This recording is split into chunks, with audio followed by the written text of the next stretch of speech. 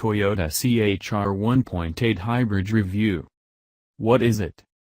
It's the Toyota CHR. And, well, far be it from me to get your pedantry radar pinging, but if you're going to call a car a coupe, high rider, then you might expect an element of accuracy within both of those statements. But, well, this is a post-fact world, or so The Guardian keeps reminding me, so let's allow Toyota some poetic license. The CHR, effectively its new mainstream 5-door hatchback, does have a swooping rear window and sits a hand-width higher than its owner's hatchback. But a GT86 SUV it ain't. You remember the Auris hatchback, right? Go on, you do. Replaced the Corolla? Competes against the Ford Focus, Volkswagen Golf, that sort of thing? No? Well, anyway, you can still buy one, only not many people do, hence the requirement, I suppose, for something else. Something crossover-shaped, because if you want a new mainstream hatchback to sell in Europe, then these days you'll need to make what we used to think was a niche one. The CHR is precisely one of those. Toyota expects to sell no fewer than 100,000 of them a year within Europe, which is the only market where Toyota initially thought it would sell the car, before other regions got a look at it and demanded it, too.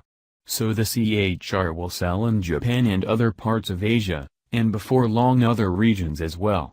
A crossover is, effectively, the new global family hatch. In none of those markets, though, will the CHR be offered with anything other than petrol or electric propulsion. Even in a Toyota, this is slightly surprising but probably shouldn't be. Toyota long ago decided that a combination of petrol and electricity, then, further away, hydrogen and electricity, was its future, because it foresaw that although CO2 emissions were the factor that most affected new car legislation, that situation wouldn't last forever.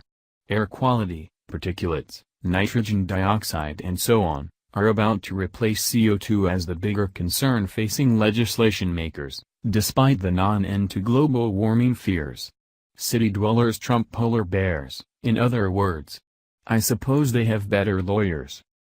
The CHR, then, comes with either a 1.2-liter turbocharged petrol engine, £20,995 to £27,995, which can drive the front wheels through a 6-speed manual gearbox or, when mated to a continually variable transmission, CVT, can propel either the front wheels or all four wheels. It's a crossover, in it.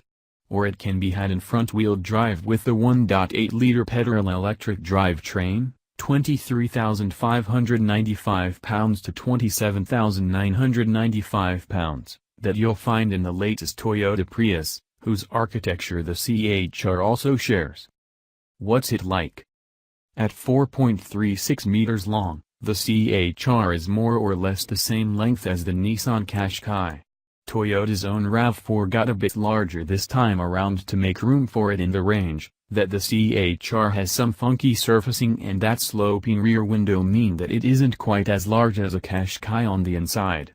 With its seats up, the Qashqai has 430 liters of boot to the CHR's 377 liters, but you can seat adults behind adults comfortably, although the rising rear window line makes the CHR's back chairs feel quite claustrophobic. That's not the case in the front, where there's not only a relatively low scuttle, thanks to a platform designed for a lowish center of gravity, but also some wickedly radical styling, if you're coming from another Toyota. Honestly, it's hard to think that the Auris and CHR could come from the same company. It's finished pleasingly, too. Pretty lovely inside, in fact. What did we do to deserve this? Be European, apparently, with our insatiable demand for nice things. That's where the design work has been done. And most of the chassis development, too, including a couple of stints in the UK but mostly on the roads around the Eifel Mountains, because Toyota, like most car makers, has an engineering base near some track or other based around there. To drive, then? Well, the CHR is one of those cars in which it's useful to make a lot of detailed notes when you're driving it, because otherwise your driving impressions are a whole lot of fine. In fact, even with copious notes, it's not far off that. Toyota doesn't monitor feedback from its customers about dynamics, partly because it's hard to decipher layman's terms into engineering ones, but mostly because Toyota buyers don't care. They won't hear, either. Toyota said the C-HR wanted performance on a par with a good C-segment hatchback. I'm not sure what one of those is. A Vauxhall Astra, maybe? A Hyundai i30? Something that doesn't constitute aiming high, anyway. So there's a tight turning circle, the ride is fine, and the steering is smooth. The 113 bhp 1.2-liter drives through its 6-speed manual really sweetly, don't mention the CVT, but the real action for Toyota will be with the hybrid, accounting for more than 70% of sales.